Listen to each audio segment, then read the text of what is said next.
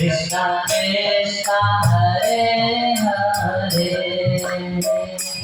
Hare Rama Hare Rama Rama Rama Hare Hare Hare Krishna Krishna Krishna Hare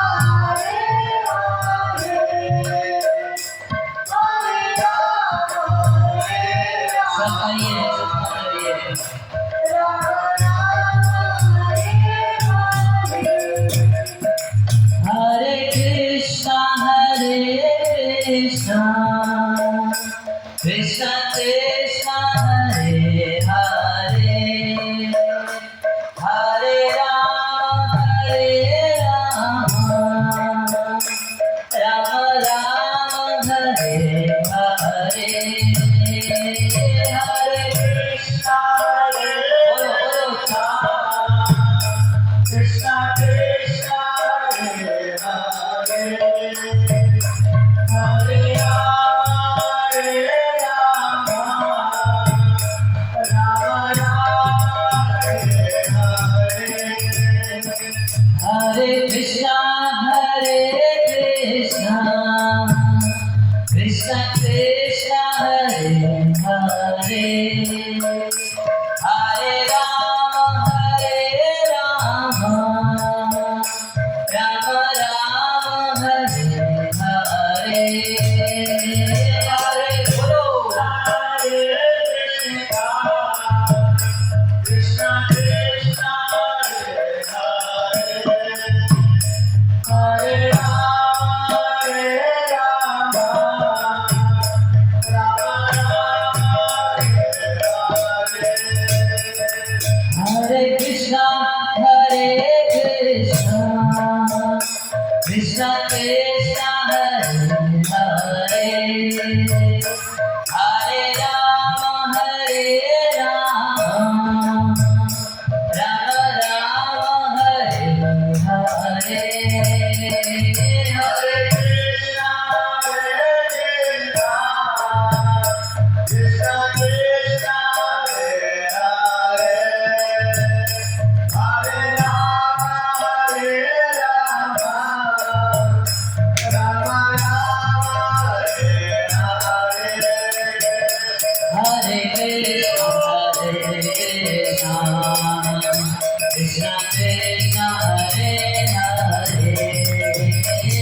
Hare Rama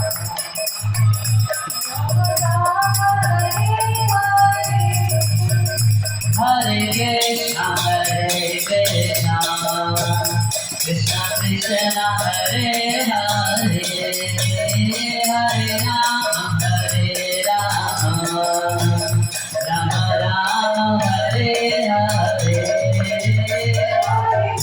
Krishna Krishna Krishna Hare Hare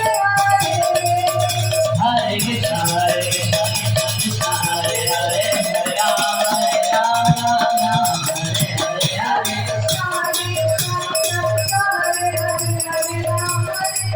Rama Hare Hare Krishna हरे कृष्णा कृष्णा कृष्णा हरे हरे राम राम हरे हरे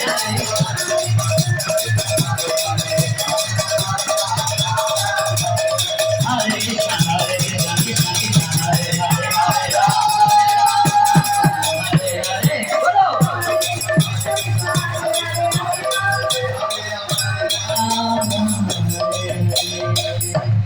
हरे कृष्णा कृष्ण कृष्ण हरे हरे सब बोलिए हरे राम राम राम हरे हरे श्री हरिनाम संकीर्तन की जय गुरु श्री प्रभुपाद की निताई गौर नित्यानंद। अभी 10:44 16 मिनट हो गए, ठीक है 11 बजे ठीक बंद कर देंगे। तो उसके बाद आप सबको भूख लगी होगी ना, सभी हम भूख से पीने तो 16 मिनट बाद सहन कर लीजिए। आप लोग बोलेंगे इनका सब कुछ 16 चलता है, 16 माला, उसमें 16 नाम, फिर 16 मिनट का प्रवचन, ऐसा 16 चलता है। ओम अज्ञानतिमिरान्धस्य ज्ञानाञ्जनशलाकया चक्षुरुन्मिलितं येन तस्मै श्रीगुरुवे नमः। श्रीचैतन्यमनोभीष्टं स्थापितं येन भूतले स्वयं रूपा रामय्यं ददाति स्वपदान्तिकम्। हे कृष्ण करुणा सिन्धु दीनबन्धु जगत्पते गोपेश गोपिका कान्त राधा कान्त नमोस्तुते। तप्त कांचन गौरांगी श्री राधे वृंदावनेश्वरी वृषभानुसुते देवी प्रणमामि हरिप्रिये। वाञ्छाकल्पतरुभ्यश्च कृपा सिन्धुभ्यैव च पतितानां पावनेभ्यो वैष्णवेभ्यो नमो नमः। जय श्री कृष्ण चैतन्य प्रभु नित्यानंद श्री अद्वैत गदाधर शिवासादि गौर भक्तवृंद। हरे कृष्णा कृष्णा कृष्णा हरे हरे हरे राम राम राम हरे हरे। हरे कृष्णा। अब बातें नहीं जोर से होगी हरे कृष्णा। अब कोई बात नहीं करेगा, 14 मिनट बाकी बचा है, ठीक है। तो हमको बड़ा अभाव महसूस हो रहा था कि कल समय के अभाव में इस प्रसंग को पूरा नहीं कर पाया। तो नारद जी प्रवचन कर रहे युधिष्ठिर महाराज की जिज्ञासा पर, तो उनको वर्ण के बारे में तो बताया, ब्राह्मण क्षत्रिय वैश्य शूद्र, जो लोग कल रात को कथा सुने तो समझे होंगे। और उसके बाद आश्रम के बारे में बता रहे हैं। सबसे पहले बचपन में कौन सा आश्रम रहता है? ब्रह्मचारी आश्रम, जिसको स्टूडेंट लाइफ कहते हैं, विद्यार्थी जीवन। तो विद्यार्थी जीवन में बहुत सारा डिसिप्लिन में रहना पड़ता है और वही व्यक्ति पढ़ाई लिखाई कर पाता है। तो अपने अध्यापक के गुरु के निर्देशन में ब्रह्मचारी को रहना होता है और उसको कोई स्वतंत्रता नहीं होती। नियम ब्रह्मचारी के आप लोग सुन के क्या करेंगे, मगर फिर मेरे को इच्छा है बताने की, क्योंकि बहुत सारे लोग बोलते हैं कि स्त्रियों को स्वतंत्रता नहीं है। तो स्त्रियों की स्वतंत्रता तो छोड़िए, और ब्रह्मचारी की असवतंत्रता सुन लेंगे तो आप लोग हैरान हो जाएंगे। वो ब्रह्मचारी का धर्म है गुरु की सेवा, स्वाध्याय करना, 2 चीज।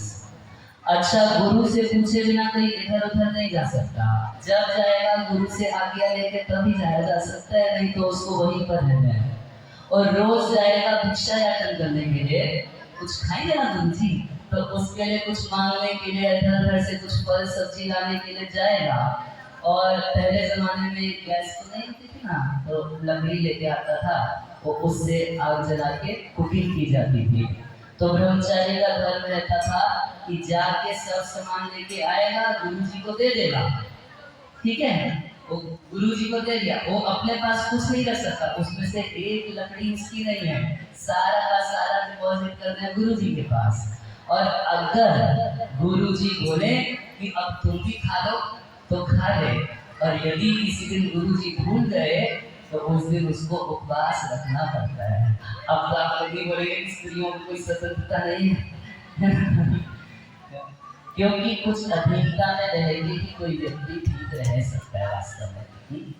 समझ रहे हैं? जैसे आप देखेंगे तो यहाँ पर माता जी लोगों की कितनी संख्या है, बहुत सारी संख्या है। और कभी भी प्रभु जी लोगों की कितनी संख्या होती है, माता जी लोगों से कम होती है। होता है नहीं होता है? तो केवल और केवल अपने माता पिता गुरुजनों के अधीन रहने की वजह से मन आराम से भगवान में लग जाता है। और पुरुष लोग किसी के अधीन ही रहना चाहते तो सारा पंडाल खाली हो जाता है। उन परमात्मा का मन ही नहीं लगता भगवान में, उनसे कुछ भी करा लो मगर भगवान में मन नहीं रख के देता। तो अपने जीवन को अनुशासन में अधीनता में रखने का ये लाभ होता है कि आराम से मन जो है भगवान में लग जाता है। तो इतना तो आप लोगों को क्लियर हुआ कि स्त्रियों से कम स्वतंत्रता हम ब्रह्मचारी लोगों को है ना। आप लोग तो फिर घर से निकल जाते हो बिना किसी को बोले, मगर ब्रह्मचारी जी नहीं निकल सकते हैं। मगर लाभ है ब्रह्मचारी जीवन का कि अगर कोई पूरे जीवन ब्रह्मचार्य का पालन करे तो 75% भगवान का धाम पक्का। यदि भजन नहीं किया तब भी, और भजन कर लिया तो 25% वो भी पक्का हो जाता है। उसके बाद गृहस्थ जीवन होना चाहिए ना। ब्रह्मचारी 25 साल पे शादी करो, तो यदि कोई विवाह करना चाहता है तो गुरु को उसकी इच्छा के अनुसार दक्षिणा देके तब विवाह कर सकता है, गृहस्थ जीवन में जा सकता है। जैसे भगवान भी अपने गुरु को दक्षिणा दिए। भगवान कृष्ण बलराम जब संदीपनी मुनि के आश्रम में रह रहे थे तो जाते समय दक्षिणा की बात चली। तो अब संदीपनी मुनि भी सोचने में पड़ गए, बोले शिष्य मिला तो कोई साधारण शिष्य नहीं मिला है, वो साक्षात भगवान है, तो इससे दक्षिणा छोटी मोटी नहीं लेंगे। उनके संतान जो मर गई थी बोला मरा वाले, तो भगवान को मरा वाले खड़े आए।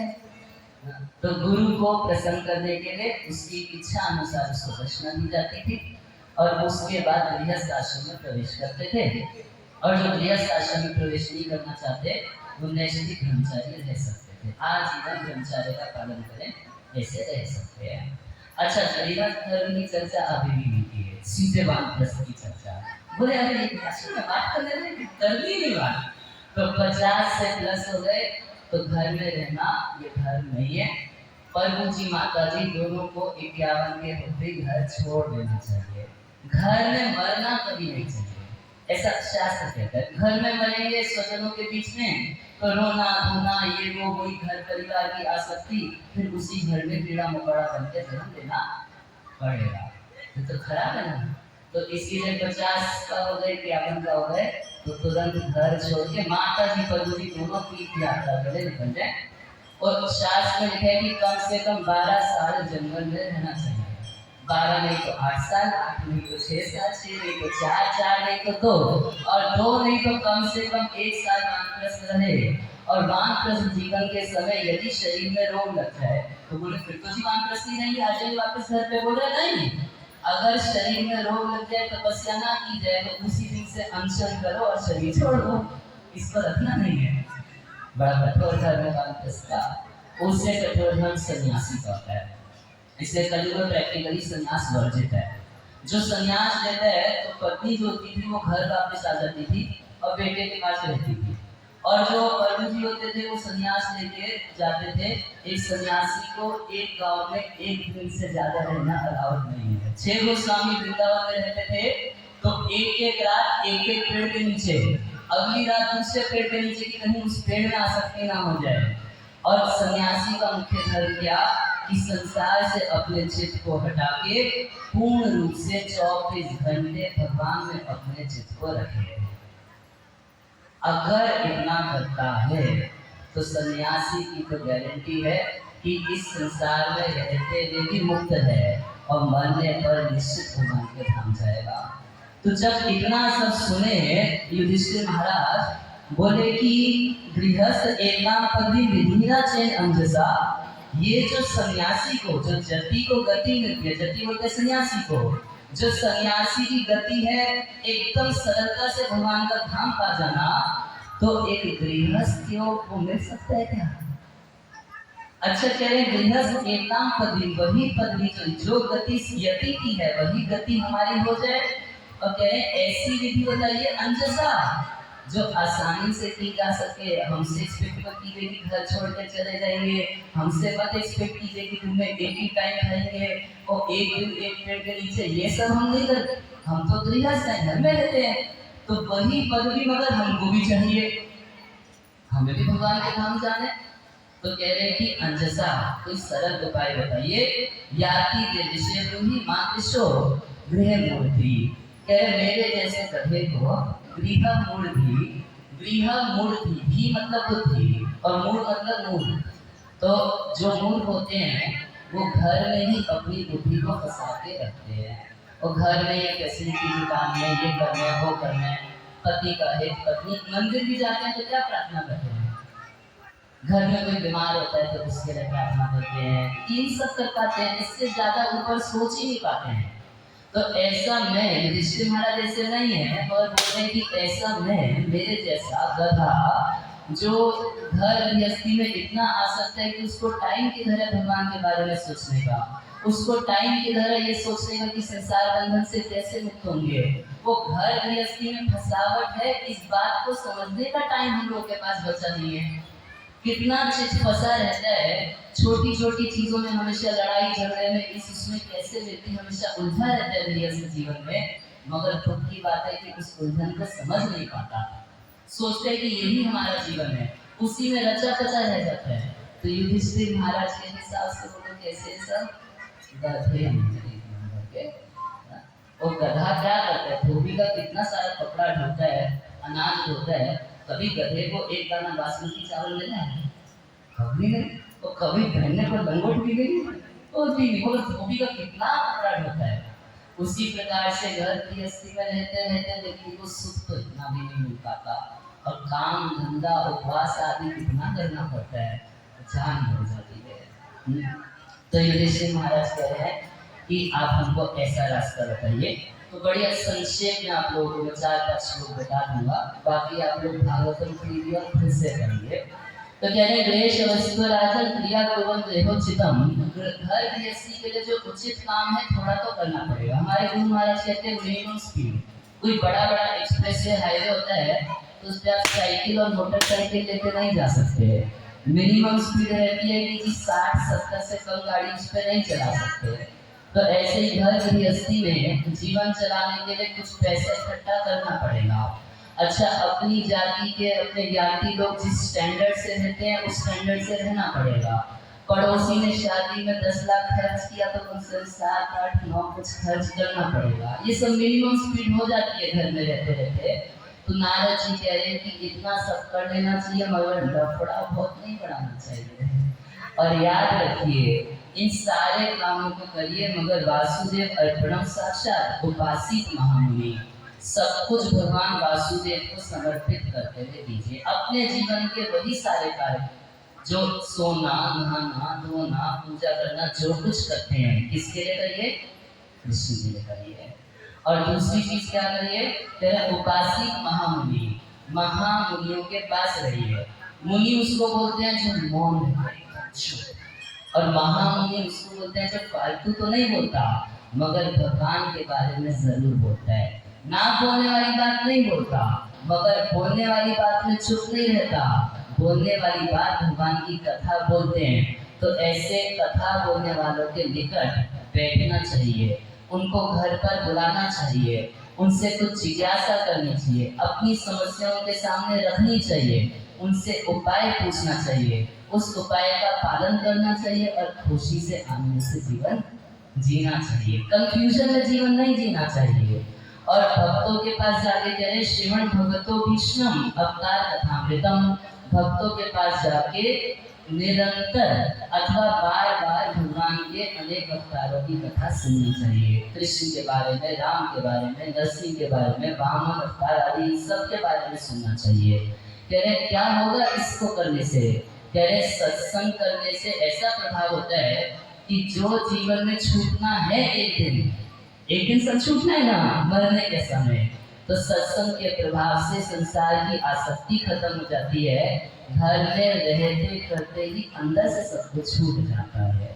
घर नहीं छूटता, घर में रहता है, काम नहीं छूटता, काम भी चलता है, मगर उसमें जो फसावट है मन की, वो जो जाल है, जिस जाल में हम लोग फंस जाते हैं, दिन रात टेंशन बाजी में मरते रहते हैं, वो जाल छूट जाता है सत्संग के प्रभाव से। इसलिए संतों का संग करके उनके साथ रह के भगवान के बारे में सुनना चाहिए। तब आप बोलेंगे कि प्रभु जी टाइम किधर है। वो बोले अच्छा टाइम का प्रॉब्लम है ना, तो टाइम निकालने का तरीका बता रहे हैं। कह रहे हैं कि ज्ञाते पितरो पुत्रा भाती स्वेद परे यद वदंती यच्छिंदंती चानु मोदने नमः। कह रहे हैं आपके ज्ञाति, आपका भाई, आपकी बहन, आपके माता पिता फ्रेंड्स आपको बहुत सारी राय देंगे, बहुत सारी डिमांड करेंगे। हम तो पुरुषों को बोलते हैं, सब माताएं क्या बोले, माता जी लोग बड़ी डिमांड करती है, अब बनारसी साड़ी दिलाओ, अब हमको ज्वेलरी दिलाओ, अब ये दिलाओ। तो प्रभु जी का क्या काम है कि तब मना ना करे, मना करेगा तो 2 टाइम का खाना रख हो जाता है। तो मना करने से तो घर में बड़ा झगड़ा होता है।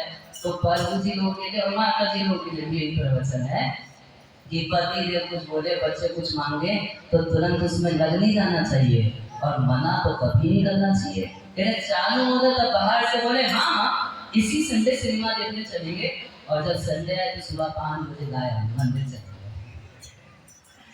अब किसके साथ सिनेमा देखने जाओगे? बोल रहे हैं अब निकल गया टाइम, और टाइम कहाँ बीत रहा है, कहाँ फंसे हैं। यही घर परिवार समाज के लोगों को सेटिस्फाई करने में लगे रहते हैं, और पूरा जीवन बीत जाता है। कोई सेटिस्फाई होकर आज तक बोले तुम बहुत अच्छे हो, कोई बोला सर? कोई नहीं होता। तुम हमारे लिए बहुत किए, अब और मत करना, हम तुम्हारे लिए करेंगे। कोई बोला सर?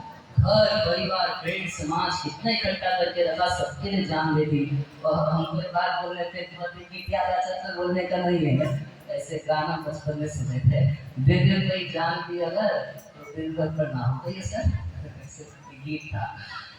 तो कितना कर लें कितना कर लें, मगर किसी पे कोई असर नहीं हो रहा, नहीं हो रहा ना। तो इसीलिए बाहर से सबको बोले हाँ हाँ ऐसे ही करेंगे, मगर करना नहीं है। ऐसा कोई काम मत कीजिए जिससे कि फंस जाएंगे। करें करिए वह जो शास्त्र कहता है, गुरु कहता है, भगवान कहता है। ये चीटिंग नहीं है, कपट नहीं है, ये व्यवहार की शिक्षा है। ऐसे ही करना चाहिए जीवन में। और महाप्रभु एक उदाहरण रघुनाथ दास गोस्वामी को दिए कि जैसे कोई स्त्री है शादीशुदा और उसका कहीं और चक्कर चल रहा हो, तो वो क्या करेगी, चिंतन उसका हमेशा बना रहेगा कि कब जाके अपने बॉयफ्रेंड से मिलूंगी, को उसको ये देना है, वो देना है, उससे ये देना है, ये सब मन में चलता रहेगा। और घर के काम बहुत एक्सपर्ट नहीं करेगी कि किसी को शक ना जाए कि मेरा मन कहीं और लगा है। तो घर के काम धंधे एक्सपर्टली कर लीजिए, मगर मन ठाकुर जी में लगा के रखिए। अगर घर में लगा देंगे तो बहुत रोना पड़ेगा। हमेशा कलेश, हमेशा टेंशनबाजी, हमेशा टेंशनबाजी। तो मन संसार में नहीं, शरीर संसार में रहेगा, मन भगवान के चरणों में, भगवान की भक्ति में, नाम जप करना है, भागवत पढ़ना है, गीता पढ़ना है, भक्तों का संग करना है। ये हमेशा मन में एक लहर उठती रहे, तो फिर कहीं बंधन नहीं रह जाता। उसके अलावा कह रहे हैं कि घर में जितने पशु पक्षी हैं, कल रात को बताया था कि सबको अपने बेटे जैसा मानना चाहिए और सबका पालन पोषण करना चाहिए। अकेले नहीं खाना चाहिए, सबको खिला के तब खाना चाहिए। और उसके अलावा अंतिम बात तो कह रहे हैं कि 3 चीजों का सेवन करना चाहिए। सेवन मतलब उसका संग करना चाहिए। एक है काल, दूसरा है स्थान, और तीसरा है पात्र। बहुत संक्षेप में बोलूंगा। काल क्या है? काल मतलब वो टाइम जिस टाइम में कोई भी जप करने से, यज्ञ करने से, पूजा पाठ करने से 1000 गुना ज्यादा फल मिलता है। तो टाइम कौन कौन से है? जैसे एकादशी का दिन, जन्माष्टमी का दिन। अब जन्माष्टमी के दिन कुछ दान करेंगे 1000 गुना ज्यादा लाभ, 10 माला करेंगे तो 10,000 माला का लाभ। तो जो भी इन तिथियों में, तो गृहस्थों को विशेष रूप से तिथियों का सेवन करना चाहिए। जन्माष्टमी, बलराम पूर्णिमा, झूलन महोत्सव, कभी कथा हो रही है, तो जैसे मार्केट लगता है ना, चीजें सस्ते में मिलती है, डिस्काउंट में मिलती है, तो ऐसे ही इन सारी तिथियों पर भगवान डिस्काउंट में मिलते हैं। थोड़ा सा साधन करो, बहुत ज्यादा फल मिल जाता है। एकादशी के दिन, जैसे द्वादशी के दिन, पूर्णिमा के दिन, संक्रांति के दिन, और उसके अलावा भगवान के जन्मोत्सव, रामनवमी, सीता नवमी, जन्माष्टमी आदि, इन सब उत्सवों को कार्तिक का महीना ये काल है। और ये मल मास जो भी गया था, लोग बोलते हैं ये मल मास है, गंदा है, गंदा है, इसमें कुछ अच्छा नहीं करते। इसमें शादी नहीं कर सकते, गृह प्रवेश नहीं कर सकते, ये सब संसारिक अच्छा काम नहीं कर सकते। मगर मल मास का एक नाम है पुरुषोत्तम मास, इसमें भक्ति और ज्यादा करनी चाहिए, क्योंकि थोड़ी भक्ति की भी 1000 गुना ज्यादा लाभ देती है। तो कई लोगों के मन में प्रश्न आता है, कई लोग पूछ रहे हैं कि प्रभु जी जो जन्माष्टमी इस साल पहली बार कर रहे थे तो नहीं कर सकते क्योंकि इस साल मल मास पड़ा था। ऐसा नहीं है, इस साल अगर आप पहली बार जन्माष्टमी का व्रत करेंगे, अभी तक नहीं करते थे, पहली बार इस साल शुरू करेंगे, तो 1000 जन्माष्टमी व्रत करने का लाभ इस साल प्राप्त होगा। इन सब काल का सेवन करना चाहिए, क्योंकि हमारे पास टाइम कम है और हमारे पास काम धंधा बहुत ज्यादा है, मानसिकता भी नहीं है। तो जिस दिन ये खुद बाजार शनि बाजार लगे, एक ही बार में शॉपिंग करके आते नहीं होते हैं, उसी प्रकार जिस दिन भगवान बाजार लगाए, एकादशी बाजार, जन्माष्टमी बाजार, राधाष्टमी बाजार, तो इस बाजार वाले दिन खूब बचत कर ले, बाकी सब काम रिड्यूस कर दें। आज व्रत है जी, किचन नहीं बनेगा, पति बोलेंगे कि नहीं हमें तो खाना है, खाना तो कहीं जाके खाओ, यहाँ तो किचन नहीं बनेगा, जन्माष्टमी है हम जब करेंगे। करना चाहिए ऐसा, तो कभी तो छुट्टी होना चाहिए ना। माता जी लोग कह रहे थे भैया प्रभु जी लोगों का संडे की संडे छुट्टी और बड़े बड़े फेस्टिवल छुट्टी, माता जी लोगों को छुट्टी मिलना चाहिए नहीं मिलना चाहिए? सप्ताह में एक छुट्टी या फिर 15 दिन में एक छुट्टी लीजिए, एकादशी को आज किचन नहीं बनेगा, आप जब करेंगे जाओ जहाँ जाके खाना खाओ, तो हमारे हिसाब से तुम भी खाओ, नहीं तो नजर जाओगे। ऐसे पीछे स्त्री धर्म में वर्णन है कि जो पति पतित नहीं है उस पति की सेवा करने के लिए कहा गया है शास्त्रों में। जो शराब पीता है, मांस खाता है, उस पति की सेवा के लिए शास्त्र में नहीं कहा गया है। ठीक है, मैं आपको श्लोक संख्या बता दूंगा, करनी चाहिए सेवा, मना नहीं करते, आप लोग को करेंगे मगर स्पष्ट लिखा है पति अपतितम सेवित। जो अपतित पति है, पतित नहीं है, पाप में नहीं लगा, उसकी सेवा करने से, स्त्री को अपने पति की सेवा करने से वैकुंठ में लक्ष्मी जी जैसा सुख प्राप्त होता है, इतना प्राप्त होता है। मगर अब पति वैष्णव नहीं है, एक दिन माना जप नहीं करता, पता नहीं उसकी सेवा करके कहा करिए, मैं मना नहीं कर रहा, तो एक समय का, काल का सेवन, दूसरा स्थान का सेवन करना चाहिए। कोई कोई जगह ऐसी होती है जहाँ भजन करने से लाखों करोड़ों गुना ज्यादा लाभ मिलता है, जैसे वृंदावन धाम। अब कल एक माता जी आई थी, बोली वो हमारे ससुर जी का सेवा हमको करना पड़ता है और तो हमें तो कहीं जा नहीं पाता, मेरा तो घर ही वृंदावन है। मैंने कहा बहुत बढ़िया, तुम्हारा घर वृंदावन, तुम्हारा बेटा कन्हैया, तुम्हारी बहू राधा, राधा रानी की सेवा करोगी ना? वो तो राधा रानी की सेवा करेगी। ऐसी बातें नहीं करनी चाहिए, शास्त्र से समझना चाहिए बात को। वृंदावन में एक रात बिताने से, वृंदावन में एक दिन भी भजन करने से करोड़ों करोड़ों गुना ज्यादा लाभ मिलता है। अरे वृंदावन की सीमा में प्रवेश करने से पाप नष्ट होता है, तो इतना ही नहीं है, वृंदावन जाएं, ये यहाँ बैठ के सोचते हैं, उसी समय सारा का सारा पाप नष्ट हो जाता है। कुछ स्थानों का सेवन करना चाहिए, मथुरा वृंदावन, तो यहाँ तो नाम बहुत सारे दिए गए हैं, कुरुक्षेत्र जहाँ भगवान गीता का उपदेश दिए, गया भी जाना चाहिए, प्रयागराज जाना चाहिए, खुला आश्रम, खुला आश्रम यानी यही आपके नेपाल जहाँ शालिग्राम शिखा मिलता है, और नैमिषारण्य जहाँ भागवतम बोला गया था, और फाल्गु नदी जहाँ पर है, फाल्गु नदी, सेतुबंध रामेश्वर जाना चाहिए, वाराणसी जाना चाहिए, और मधुपुरी। कह रहे बाकी सब जा पाए ना जा पाए, मधुपुरी जरूर जाना चाहिए। मधुपुरी किधर है? नहीं मालूम ना? मधु मतलब मधुर, और मतलब कि क्या? मथुरा मंडल। 84 कोस ब्रज मंडल को मधुपुरी बोलते हैं। क्यों? मधु मतलब स्वीट है ना, मधु क्या शहर, उसको मधु कहा जाता है। तो जो पूरा का पूरा ब्रज मंडल मधुरता से भरा है, उस ब्रज मंडल का सेवन करना चाहिए, तो लाइफ स्वीट हो जाएगा। स्वीट भगवान के साथ रहेंगे तो स्वीट हो जाएंगे, और ऐसा खट्टे लोगों के साथ रह रहे थे तो सब खट्टे हो गए हैं। तो मधुपुरी का सेवन निश्चित रूप से करना चाहिए। घर को वृंदावन बनाने तो सबसे पहले जितने भी ये WWF वाले सबकी फोटो देखो, जितना कृष्ण की फोटो लगा रखे हो वो सब देखो, सब जगह राधा कृष्ण, यशोदा कृष्ण, इन सबकी फोटो लगाओ, ठीक है। गौर निताई जी की, सीताराम जी की फोटो लगाओ, घर के मंदिर में ठाकुर जी का विग्रह रखिए और रोज कम से कम आधा घंटा कीर्तन कीजिए। तो जे ग्रह कीर्तन देखिए आप मने गोलोके भाई, वो जो घर है जिस घर में प्रतिदिन भगवान का नाम कीर्तन होता है तो वो तो गोलोक वृंदावन ही बन जाता है। अगर सच में घर को वृंदावन बनाना है, मगर गृहस्थ को सेवन करना चाहिए, क्योंकि घर में तो घर जैसा माहौल होता है, भगवान में मन लगता नहीं। तो भगवान के प्रेमी भक्तों के साथ बार बार वृंदावन, मायापुर, जगन्नाथपुरी का दर्शन करने जाना चाहिए। इससे भगवान में प्रेम बढ़ता है। अब तीसरा क्या रह गया, अंतिम बात, पात्र का सेवन करना चाहिए। पात्र मतलब क्या, पात्र मतलब कैंडिडेट, पात्र होते हैं पात्र, व्यक्ति। तो सबसे बढ़िया पात्र कौन है? तो नारद जी बोले जब पात्र के सेवन की बात हो, इसी राजसूय यज्ञ में जिसकी अग्र पूजा हो, वही है असली पात्र। ये भगवान श्री कृष्ण। कुछ देना है इनको देना है, कुछ लेना है इन्हीं से लेना है, पूजा करनी है तो इन्हीं की करनी है, सेवा करनी है तो इन्हीं की करनी है। तो भगवान कृष्ण जो है कह रहे सारे देवताओं की जड़ है। जड़ में पानी देने से जैसे वृक्ष फलीभूत हो जाता है, हरा भरा हो जाता है, उसी प्रकार भगवान को संतुष्ट करने से चराचर जीवन में सबके सब संतुष्ट अपने आप हो जाते हैं।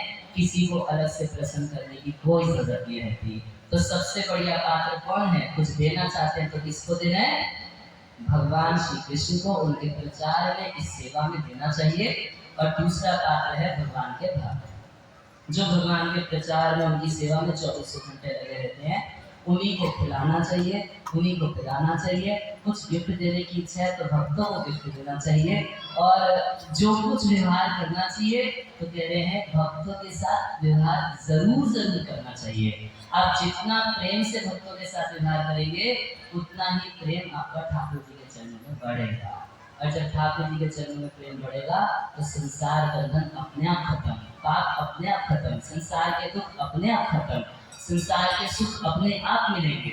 जितना आपकी समस्या है सब अपने आप खत्म हो जाएगी जब ठाकुर जी के चरणों में प्रेम हो जाएगा। हरे कृष्णा।